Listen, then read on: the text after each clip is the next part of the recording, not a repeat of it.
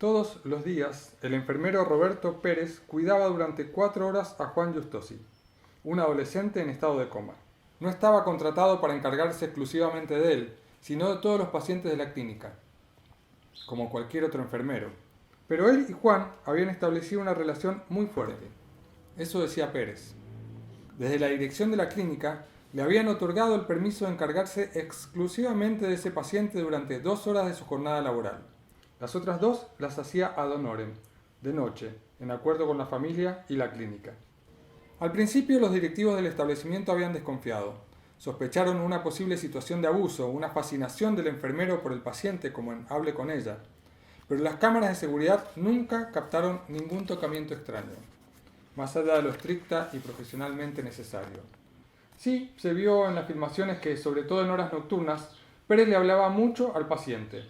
Las cámaras de seguridad no registraban sonido, por lo que nunca pudieron conocer el contenido de aquellos soliloquios. La familia lo aceptó. Le comentaron al director de la clínica que Roberto era el padre de Pedro, un compañero de primaria de Juan que había fallecido luego de haber estado 3 años en coma. Le dijeron que ellos sí habían escuchado a escondidas desde el pasillo algunas de estas conversaciones, y que en ellas el enfermero le hablaba al adolescente de su hijo y de la relación que estos tuvieron en la escuela, de las travesuras y los juegos. Nada fuera de lo normal. Así fue que los padres de Juan Giustosi aceptaron y hasta firmaron una autorización desligando a la clínica ante cualquier inconveniente. Que Roberto Pérez se dedicara casi exclusivamente al cuidado de su hijo en su jornada laboral y que de 0 a 2 a.m. se encargara de asistirlo en calidad de enfermero particular. Los Giustosi y los Pérez no eran familias amigas. Se conocían, claro, de algún cumpleaños, de las reuniones de padres en la escuela, de las reuniones para la organización del viaje de egresados, también de cuando Juan iba solo, con un pequeño grupo de amigos, a estar junto a Pedro en el hospital, a jugar al truco a su lado, a hablarle, pero no más allá de eso. En aquella época, Roberto aún no era enfermero, pero estaba planeando empezar la formación para hacerlo. Después, por algunos años, las familias no volvieron a verse. En alguna conversación al pasar en aquella época, los Giustosi interpretaron que el tipo había empezado a estudiar esa carrera un poco por culpa de no poder haber sabido cómo ayudar a su hijo a transitar lo menos terriblemente posible esa postración. Y otro poco, para ayudar a otros como él, se sintió ayudado entonces. Por eso, y como sabían de las horas que había pasado Juan junto a Pedro en el hospital, no les hizo ningún ruido que el enfermero se ofreciera.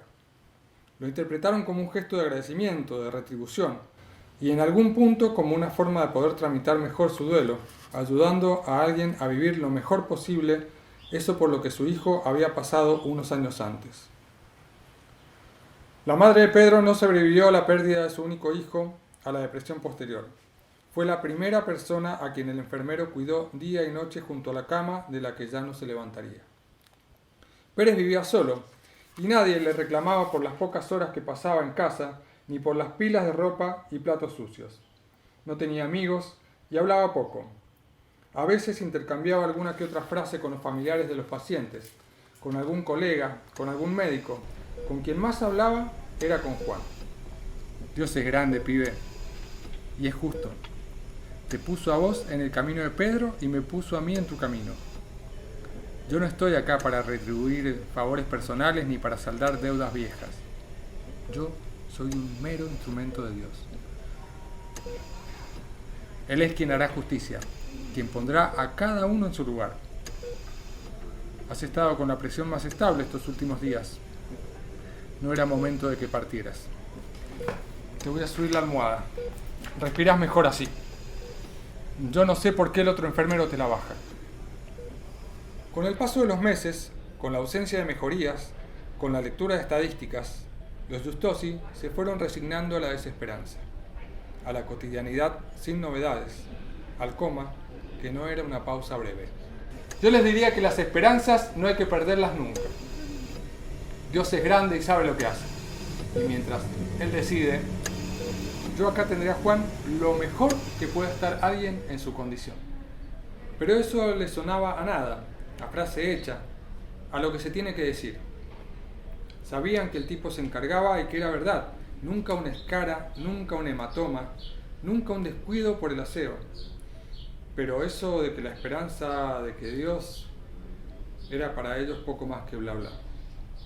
Y sin dejar de querer al hijo, fueron espaciando poco a poco sus visitas. Iban a verlo cada vez más por culpa que por otra cosa, como al abuelo, con Alzheimer, que estaba internado en el geriátrico. Yo sé que tus viejos desconfiaron de mí al principio.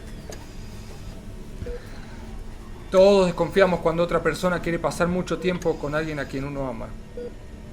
Creo que esa desconfianza parte de los celos, de creer que el otro es propiedad de uno. Pero nadie pertenece a nadie más que a Dios. Yo sé que me espiaban y que escuchaban lo que yo te decía, y por eso al principio no comentaba nada que fuera relevante. Te hablaba de aventuras, travesuras y partidos de fútbol que vaya uno a saber si compartieron alguna vez mi hijo y vos. Nadie habla de esas cosas, ni los protagonistas que las vivieron. Mucho menos lo va a hacer un tercero. La verdad es que yo nunca supe mucho de vos. Ni la cara te tenía. Hasta que se te dio por ir tanto a verlo a Pedro. ¿Por qué alguien tendría tanto interés? Me preguntaba yo entonces. Por ir a estar al lado de una persona en coma. Digo, podría haber sido la culpa y creo que alguito había de eso, pero no era tu motivación principal. Nada de esto lo puedo saber con certeza, claro, pero como nunca me cerró tu presencia ahí, empecé a averiguar, a hablar con otros pibes del curso. Y también te espiaba, siempre de algún modo cuando ibas a verlo, ya fuera cuando ibas solo o cuando ibas con tus amigos. Mirá, ahí viene tu mamá. Va, creo que es la voz de ella. Quizás sea tu tía. No, es tu mamá nomás. Hola señora, ¿cómo le va? Bueno, los dejo solos. Nos vemos en un rato. La mujer entró y se encandiló. Le pareció que era demasiada claridad la que había en esa habitación, y le pareció que a Juan también le molestaba esa luminosidad. Le veía en la cara un gesto tenso. Es increíble, pensó, cómo una aprende a ver sutilezas en los gestos de alguien que está en coma. Como de algún modo el que está en coma recibe y devuelve señales. Cerró una de las dos cortinas, se sentó junto a su hijo, se limpió con alcohol en gel y le tomó la mano. Se lamentó, una vez más, de que a ella no le saliera espontáneamente hablarle a Juan como lo hacía el enfermero. Ella lo acariciaba, a veces pensaba lo que le diría, pero generalmente no decía una palabra mientras estaba en esa habitación. Notó, o creyó notar, que se había ido el gesto tenso del rostro de su hijo. Se despidió de él con un beso en la frente y partió. Una vez en la calle, detuvo su paso y se quedó unos minutos con la mirada perdida. Se puso una vez más a pensar, a tejer teorías sobre lo que implicaba que una persona estuviera en coma. Decía para sí misma que algo había que retenía a una persona en ese estado. Alguna fuerza extraña, alguna energía, algo que debía terminar de desanudarse en algún lugar para que el comatoso pudiera soltar y partir. Pensó por un segundo en el señor Valdemar y sonrió. Sintió vergüenza de comparar esas dos situaciones y sintió culpa por haberse reído de eso. Entonces retomó su paso. Ya a la noche, en su casa, comentó con el resto de la familia que había pasado la tarde por la clínica y que le había visto a Juan distintos gestos en la cara y que eso le había dado cierta esperanza. Se le quebró la voz cuando dijo que eso le recordó que seguía vivo. Claro que está vivo, le respondió el esposo. Su tono de voz denunciaba un reproche. Ya sé, dijo ella, no soy tonta, pasa que ya es mucho tiempo y que no hay novedades y que no lo escucho, no lo veo moverse, nada. Esto ya lo dijo llorando. Ni hablarle puedo, agregó. Siento como si todo fuera una farsa, como si nada de esto tuviera sentido, como si su muerte fuera la única certeza y la dilación para que llegue fuera una especie de condena que tuviéramos que cumplir. Vaya a saber por qué, o que tuviera que cumplir él, quién sabe. Ya no te habla tu mamá, ¿viste? Hoy no dijo ni mu. Debe ser difícil para ella. No es nada fácil tener un hijo postrado. Es la angustia permanente, el no saber si sufre, el no saber qué hacer. Y hasta es desear cada tanto, no sin culpa, claro, que se muera de una vez. Y menos fácil es cuando te vas enterando de ciertas cosas como de las que yo me fui poniendo al tanto. Yo no sabía que mi hijo era víctima de bullying. Ni conocía esa palabra, la verdad. La que hablaba con él era mi esposa. Yo laburaba todo el día. Y cuando pasó lo del accidente, me di cuenta de que sabía muy poco sobre mi hijo. Hablando con algunos de tus compañeros me enteré de que le decían el negro, el azabache. Lo de murciélagos sin alas lo inventaste vos, ¿no? Debo admitir que sos ocurrente. Tenés chispa, pibe. Un poco menos gracioso me resultó esto de que no lo dejaban jugar al fútbol con ustedes en los recreos, porque para que jugaran los lacerindios estaba el Club Huracán Las Heras. Y menos gracioso aún eso de que te encantaba proponer en el viaje de egresados eso de peguémosle al negro, que decías, que ordenabas cada vez que vos y tus amigos estaban aburridos. Pero Dios es grande, y vos y yo somos unos perejiles. Él sabe lo que hace, y Él sabe a quién pone en el camino de cada uno. Yo no estoy acá para vengarme ni para hacer justicia. La única justicia es la justicia divina. Yo acá estoy para cuidarte, para que no te falte nada a vos. Bueno, me voy a mi casa. Buenas noches, Juancito. Unos días después, el padre fue quien se dio 10 minutos para visitar al adolescente. Antes de entrar a la habitación, le preguntó a una enfermera en un pasillo si había visto a Juan Giustosi, si sabía cómo estaba. La respuesta fue la lógica.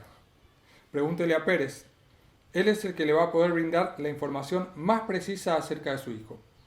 Y Pérez le dijo lo de siempre, que Juan seguía estable, que no había mayores novedades, que no se hiciera problema porque ante la mínima novedad ellos serían los primeros en enterarse.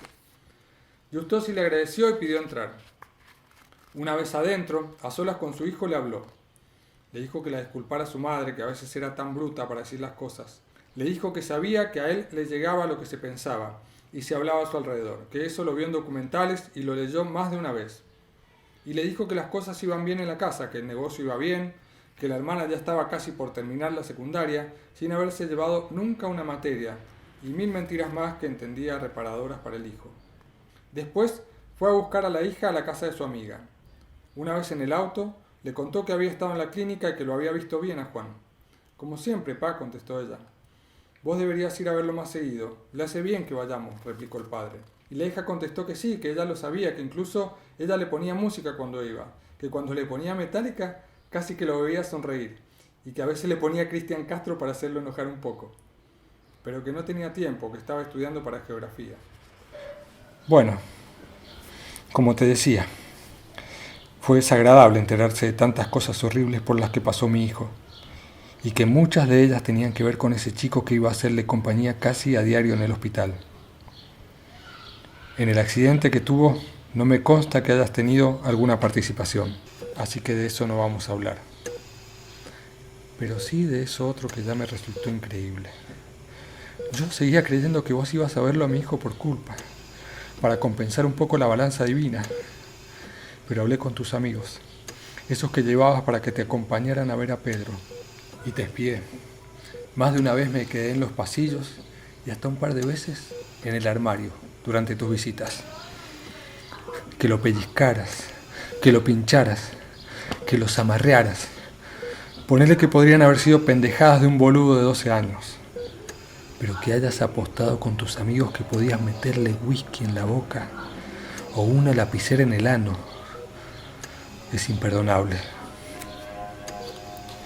Esta es la lapicera. ¿Te acordás? La dejaste ahí, en la mesa de luz. Y cuando digo imperdonable no hablo de mí. La justicia es de Dios. Él se encargará.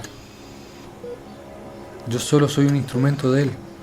Mi misión es mantenerte vivo, garantizar que vivas todo lo que sea posible y que tengas bien presentes ciertas cosas para cuando te despiertes acá o allá.